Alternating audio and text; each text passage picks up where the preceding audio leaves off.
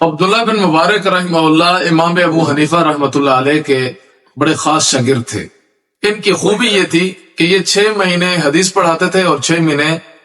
جہاد کرتے تھے۔ ترتوس کے محاذ پر یہ جہاد کر رہے تھے اور انہوں نے وہاں سے کچھ اشعار حضرت قاضی فضیل بن عیاض رحمہ اللہ کو لکھ کر بھیجے۔ وہ اشعار کچھ یوں ہیں کہ یا عابد الحرمین لو ابصرتنا لا علمت انک بالعبادت طلب من کان یخضب خده بدموعه فنهورنا بدمائنا تتخذب او کان یتاب خیله فی باطل فخیولنا یوم الصبیحۃ تتعب ریح العبیر لکم ونحن عبیرنا رہج السنابک والغبار الاطیب ھذا کتاب اللہ ینطق بیننا لیس الشہید بمیت لا یکذب۔ یہ اشعار بہت لمبے ہیں، میں نے مختصر کیے۔ جب یہ قاضی فضیل بن عیاض رحمہ اللہ کے پاس پہنچے تو اس زمانے میں جیسے آج ہم عبادت اگر کوئی شخص زیادہ کرے تو اسے لوگ بطور ولی یا چھیڑتے ہیں کہ تو قاضی ثناءاللہ بن گیا، تو اس زمانے میں لوگ کہا کرتے تھے تو قاضی فضیل بن عیاض بن گیا، اتنی عبادت کرتا ہے، اتنے طواف کرتا ہے، اتنے تہجد پڑھتا ہے۔ تو اپنے زمانے کا ایک نام جو اس زمانے میں اتنا بڑا اللہ کا ولی تھا، پہنچے ہوئے بندے تھے، جب ان کے سامنے یہ اشعار پہنچے عبداللہ بن مبارک رحمہ اللہ کے، تو ان اشعار کا ترجمہ کچھ یوں ہے کہ اے حرمین کی عبادت کرنے والے، اگر تو ہم مجاہدین کی عبادت محاذ پہ دیکھ لے تو تجھے اپنی عبادت ہم مجاہدین کے مقابلے میں کھیل محسوس ہو،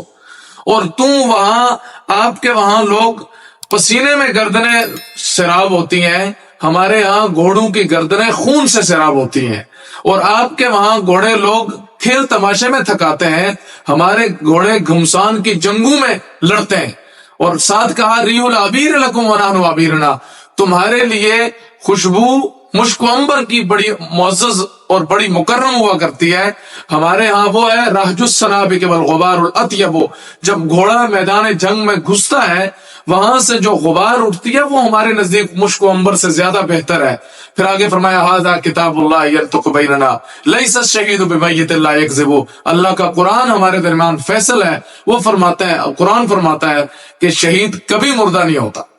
بلکہ ایک شعر میں یہ بھی فرمایا کہ انفمرین ودخان نار تلہب۔ عبداللہ بن مبارک رحمہ اللہ کا یہ خط جب قاضی فضیل بن عیاض کے سامنے جاتا ہے تو قاضی فضیل بن عیاض رحمہ اللہ نے اس خط کو پکڑا اور اپنے سینے سے لگایا، چوما اور چوم کے کہا